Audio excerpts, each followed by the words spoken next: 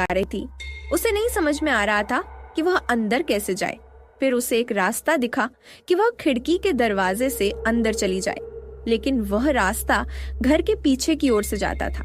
उसकी दादी माँ बताती थी कि घर के पीछे कभी मत जाना, वहां पर खतरा है, लेकिन कभी आज तक यह नहीं बताया कि किस चीज का खतरा है। उसी के चलते आज तक कोई भी घर के पीछे की ओर नहीं गया था। लेकिन सृष्टि को डर भी लग रहा था, इसलिए वह जल्द से जल्द घर के अंदर जाना चाहती थी। लेकिन अभी उसकी हिम्मत नहीं पड़ रही थी कि वह पीछे के दरवाजे से अंदर जा सके, क्योंकि उसकी दादी माँ ने कभी आज तक किसी को अंदर जाने नहीं दिया था पीछे के रास्ते से। सृष्टि आज अपने दोस्तों के चक्कर में लेट हो गई थी और सृष्टि के घर वाले यह मान चुके थे कि सृष्टि अपने दोस्तों के घर पर ही रुकी हुई है। इसीलिए उन लोगों ने रात के 10:00 बजाते ही दरवाजा बंद कर लिया। लेकिन सृष्टि दोस्तों के घर पर ना रुक के अपने घर आना सही सलामत समझती थी। वह अपने घर के लिए रवाना हुई थी 9:00 बजे, लेकिन रास्ता दूर होने के कारण आते आते 10:30 बज चुका था। घर जंगल में होने के कारण वहां पर नेटवर्क भी बहुत कम ही मिलते थे। सृष्टि ने अपना मोबाइल निकाला और सोची कि मोबाइल में नेटवर्क आ रहे हैं तो मैं घर वालों को कॉल कर लेती है। लेकिन यह क्या, मोबाइल की बैटरी खत्म हो चुकी थी। अब सृष्टि को समझ में नहीं आ रहा था कि क्या किया जाए। उसे घर के बाहर जंगल में इधर से उधर करते करते रात के 12:30 बज गए। अब घर और जंगल दोनों ही डरावने नजर आ रहे थे। तभी उसका मोबाइल ऑटोमेटिक ऑन होता है और उसमें लिखकर आता है कहाँ जाना है तुमको। ये देख करके सृष्टि पूरी तरह से घबरा जाती है और सोचने लगती है कि मोबाइल तो अभी स्विच ऑफ था, ये खुला कैसे गया। चलो जो भी हो, अभी मम्मी को कॉल करते हैं। उसने जैसे ही मोबाइल का कॉन्टेक्ट लिस्ट ओपन किया, वैसे ही मोबाइल ऑटोमेटिक ऑन ऑफ हो गया। अब सृष्टि को और भी घबराहट हो रही थी। उसे नहीं समझ में आ रहा था कि यह क्या हो रहा है उसके साथ। तभी एक आवाज आई पीछे से, चलो तुम मेरे साथ, आज मेरे घर पर रुक जाओ। सृष्टि पूरी तरह से डर गई। उसने धीरे धीरे गर्दन घुमाई, देखा तो वहां पर कोई नहीं था। लेकिन जैसे फिर से उसने अपना चेहरा आगे किया, फिर से वही आवाज आई, चलो मेरे साथ रुक जाओ, नहीं तो तुम्हारा बचना आज नामुमकिन है। इस बार सृष्टि पूरी तरह से कमजोर हो चुकी थी। उसके हाथ पैर मानो तो जम शे गए थे। वह कुछ बोलना चाहती थी लेकिन बोल नहीं पाती थी।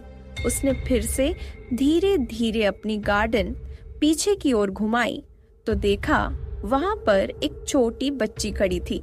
सृष्टि को यह नहीं समझ में आ रहा था कि इतनी रात को जंगल में बच्ची आई कहां से। न वह सृष्टि की जान पहचान में थी, न उसकी जानकारी में। आसपास में कोई घर भी नहीं थे। सृष्टि अब समझ गई थी कि कुछ तो है यहाँ पर। फिर भी उसने सोचा कि यह छोटी बच्ची है। थोड़ी देर बच्ची को देखने के बाद सृष्टि ने उससे पूछा, बेटा तुम कौन हो और यहाँ कैसे आई? वह थोड़ी सी मुस्कुराई और फिर बोली, मैं यही पास में रहती हूँ, कल ही आई हूँ। सृष्टि बोली, ओ अच्छा। सृष्टि 2 दिन से बाहर गई हुई थी, इसलिए उसको नहीं पता था कि यहाँ पर कोई रहने भी आ गया। फिर सृष्टि ने बोला, तुम इतनी रात को बाहर क्या कर रही हो? यहाँ पर जानवर भी हो सकते हैं। उस छोटी सी बच्ची ने बोला, तुम इतनी तेज शोर करोगे तो कोई कैसे सो सकता है? फिर सृष्टि को समझ में आया कि यह उसके शोर की वजह से जग के आ गई है। सृष्टि बोली, अच्छा ठीक है, अब मैं शोर नहीं करूंगी, जाओ तुम सो जाओ। लड़की ने कहा, चलो तुम भी मेरे साथ सो जाओ, कल सुबह चली जाना। सृष्टि को उसके ऊपर भरोसा नहीं हो रहा था, लेकिन इतनी रात को जंगल में रुकना भी सही नहीं था, इसलिए वह उसी छोटी बच्ची के साथ उसके घर चली गई। घर ज्यादा दूर नहीं था, वहीं से लगभग 100 मीटर पर था। लेकिन सृष्टि को एक बात नहीं समझ में आ रही थी कि उसकी आवाज इतनी दूर तक कैसे जा रही थी। उसने सोचा कि शायद रात की वजह से हो सकता है। छोटी लड़की ने सृष्टि का हाथ पकड़ रखा था और वह आगे आगे चल रही थी।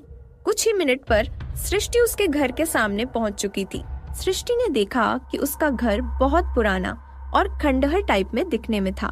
सृष्टि ने पूछा, तुम्हारे घर में और कौन कौन है? छोटी बच्ची ने एकदम धीमी सी आवाज में कहा, अभी तो सिर्फ मैं ही हूँ, मम्मी पापा बाहर गए हुए हैं। और फिर वह दोनों अंदर चले गए। अंदर जाने के बाद सृष्टि ने देखा कि घर मानो तो सालों से साफ नहीं किया गया। फिर उसने छोटी बच्ची से पूछा, क्या तुम लोग घर साफ नहीं करते हो क्या? छोटी बच्ची ने जवाब दिया, हम लोग कल ही रहने आए हैं, इसलिए साफ करने का टाइम नहीं मिला, कल सुबह उठकर साफ कर देंगे। फिर दोनों वहीं पास में पड़े अलग अलग बेड में सो गए। सोने से पहले सृष्टि के मन में कुछ सवाल चल रहे थे। क्या इस बच्ची को डर नहीं लगता? क्या कोई दिक्कत तो नहीं होगी?